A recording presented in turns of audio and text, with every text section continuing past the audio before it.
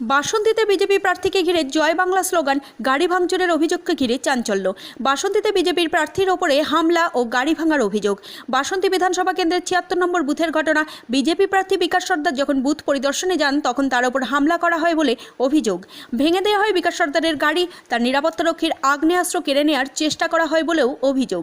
কেন্দ্রীয় বাহিনী থাকলেও তারা উদ্ধার করতে এগিয়ে আসেননি বলে অভিযোগ। আর এই ঘটনাকে কেন্দ্র করে এলাকায় উত্তেজনা ছড়িয়েছে। এরই মধ্যে একটি ভিডিও ছড়িয়েছে সোশ্যাল মিডিয়ায়। সেখানে দেখা গিয়েছে প্রবল ধাক্কাধাক্কি ও ধস্তাধস্তি হচ্ছে। সেখানেই বিজেপি প্রার্থীকে কার্যত তাড়িয়ে নিয়ে যাওয়ার ছবি দেখা যায়। বিজেপি প্রার্থী গাড়িতে ওঠার পরে সেই গাড়িতে চড় থাপ্পড়ও মারতে দেখা যায় বিক্ষোভকারীদের। প্রথমে ওই বুথে গিয়েছিলেন বিজেপি প্রার্থী। বুথে ঢোকার আগে বিজেপি প্রার্থীকে ঘিরে বেশ কয়েকজন যুবককে জয় বাংলা স্লোগান দিতে দেখা যায়। বিজেপি প্রার্থীকে ঘিরে বিক্ষোভ দেখাতে থাকেন অনেকেই। কেন্দ্রীয় বাহিনীর জওয়ানদের কাছে নালিশ জানান বিজেপি প্রার্থী।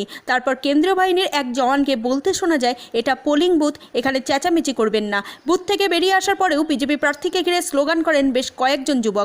তবে বাসন্তীর এই ঘটনায় এফআইআরের নির্দেশ দিয়েছে নির্বাচন কমিশন বলে সূত্রের খবর। ব্যুরো রিপোর্ট, গাঙ্গেয় সুন্দরবন বার্তা, বাসন্তী। সিকিউরিটি তার আর্মস করার চেষ্টা করেছে। খুব ভয়ঙ্কর খেলা চলছে এখানে। তার আর্ম তাক করতেছে। আমাদের পুরো চোট হয়ে গেছে, খেলে দিয়ে লাথি মেরেছে। আমার